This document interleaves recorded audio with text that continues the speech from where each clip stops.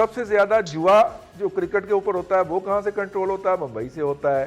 तो अगर ये सारा कुछ है और इन रिपोर्टों के अंदर मेंशन है, वो जब लाल बैठ के वहाँ पे जो दादा है वो फैसला करेगा तो फिर ऐसे फैसले करेगा ना सर। सबसे अहम बात यह है कि एशिया पैसिफिक ग्रुप के अंदर भारत मौजूद है और भारत क्यों चाहेगा, और वैसे भी FATF में हमारी डट कर मुखालफत करता है। पाकिस्तान एक गरीब मुल्क है और हम फंड्स के ऊपर, ग्रांट्स के ऊपर, कर्जों पे चलते हैं। तो जो गरीब होता है वो कहते हैं ना कि गरीब सी तो लड़े क्यों सी। तो मेरा ख्याल में हमारा कसूर यही है कि हम गरीब भी और कमज़ोर भी हैं।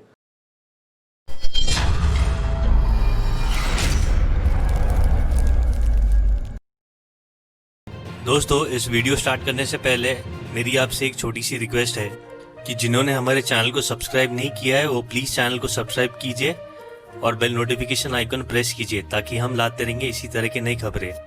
और अगर वीडियो पसंद आए तो लाइक, शेयर और कमेंट ज़रूर कीजिए।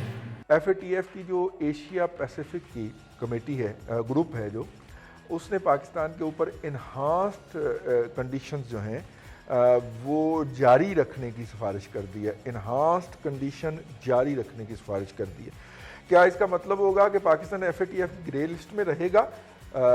ये एक अहम सवाल है, क्योंकि अभी FATF की जो एक्चुअली वर्किंग एग्जेक्टिव मीटिंग होगी उसके अंदर ये कंसिडर किया जाएगा। ये रिपोर्ट ही जो एशिया पैसिफिक ग्रुप ने भिजवानी है इसके ऊपर ही गौर होना है ना जी।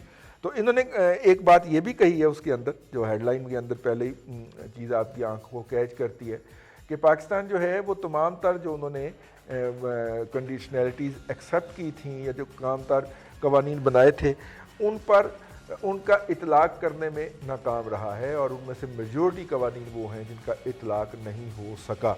ये दो बहुत सी तशवीशनाक बातें पाकिस्तान FATF के हवाले से बड़ी तगोदो कर रहा है। अभी जो है वो कल और परसों का टॉप ट्रेंड जो है वो भी FATF रहा है।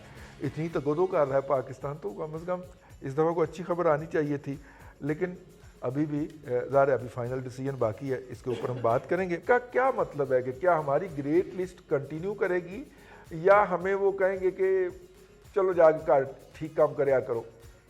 अनफॉर्चुनेटली पाकिस्तान का पिछले 40-45 साल से जिस तरह का मईशत का एक स्वभाव और मिजाज बन गया है कि स्मगलिंग भी हो रही है, मनी आपको पता है बिना रोक टोक आ भी रही है, जा भी रही है। अच्छा, कई हम मतलब स्टेट और नॉन स्टेट एक्टर्स भी यहाँ बनाते फिरते रहे हैं। तो अनफॉर्चुनेटली हमारे अपने लूप होल्स इतने ज़्यादा थे, हम मिजाजन उस किस्म की पाबंदियों को अब अडॉप्ट करने में हमें लग रहा है टाइम। तो इसमें यह है कि बहुत हद तक बुनियादी तौर पे ये टेक्निकल मसाइल हैं और हमारा ये स्ट्रक्चरल प्रॉब्लम्स हैं। इसमें हमने कोशिश तो की है पिछले 2-3 सालों में और काफ़ी प्रोग्रेस की है, लेकिन जितनी दूसरे दुनिया में को चाहिए या हम कमिट करके आए उस हद तक हमने नहीं की है।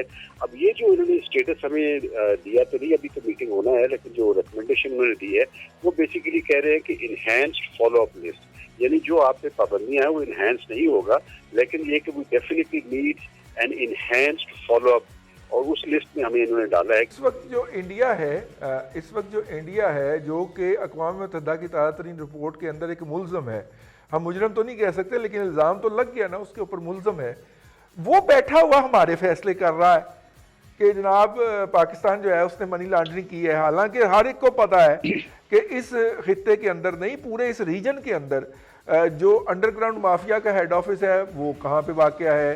सबसे ज़्यादा जुआ जो क्रिकेट के ऊपर होता है वो कहाँ से कंट्रोल होता है? मुंबई से होता है।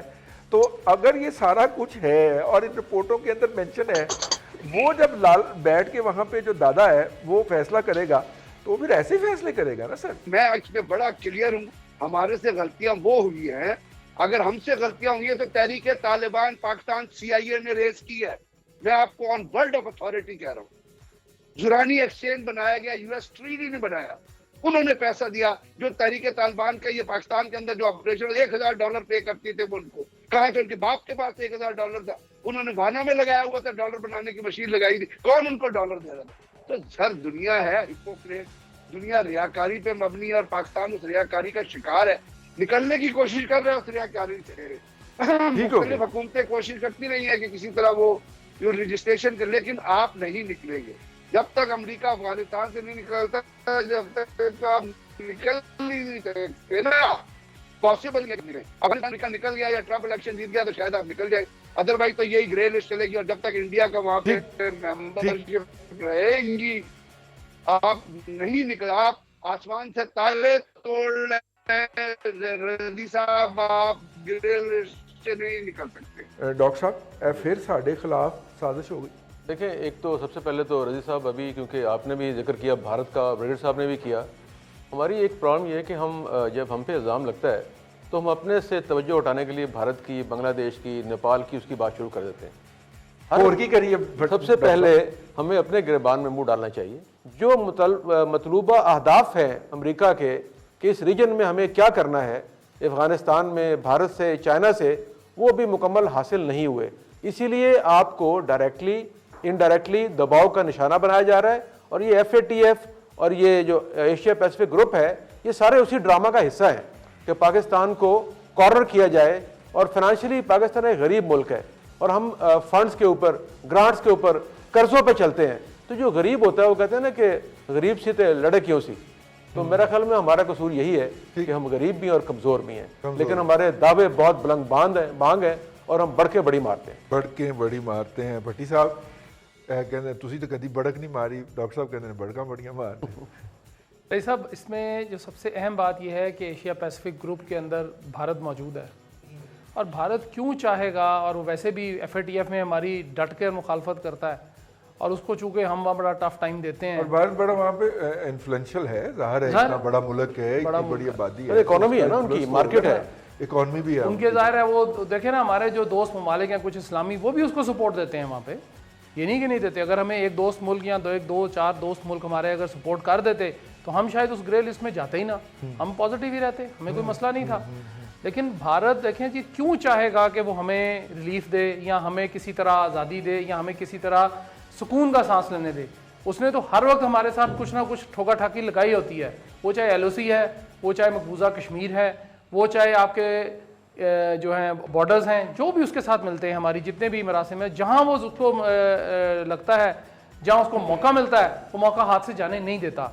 अब जिस तरह डॉक्टर साहब ने कहा है, ब्रिगेडियर साहब ने भी कहा है कि रिपोर्ट के अंदर बहुत सारे इबाम है कि 15 कवानीन आपने बनाने थे मुख्तलिफ। उसमें एक कानून ये भी था कि जो हमारी प्रोविंशियल अथॉरिटीज़ हैं टेररिस्ट कंट्रोल की, यानी CTD जो है, उसको डायरेक्टली उसको जो है ना सारा कुछ दे दिया जाए, उसको कोर्ट से इजाज़त लेनी ना पड़े किसी भी किस्म की।